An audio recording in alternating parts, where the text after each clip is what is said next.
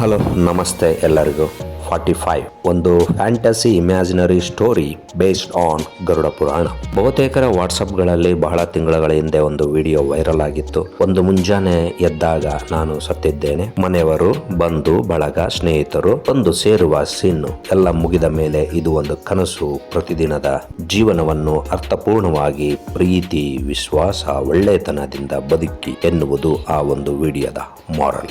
ಆ ವಿಡಿಯೋಗೆ ಗರುಡ ಪುರಾಣ ಕಾನ್ಸೆಪ್ಟ್ ಒಂದುಗೂಡಿಸಿ ಮಲ್ಟಿ ಸ್ಟಾರ್ ತಾರಾಗಣ ಬಹು ವೆಚ್ಚದ ಸಿನಿಮಾ ಮಾಡಿದರೆ ಆಗುವುದೇ ಈ 45 ಫಿಲಿಂ. ಮುಖ್ಯ ಪಾತ್ರ ಇರುವುದು ವಿನಯ್ ಮೇಲೆ.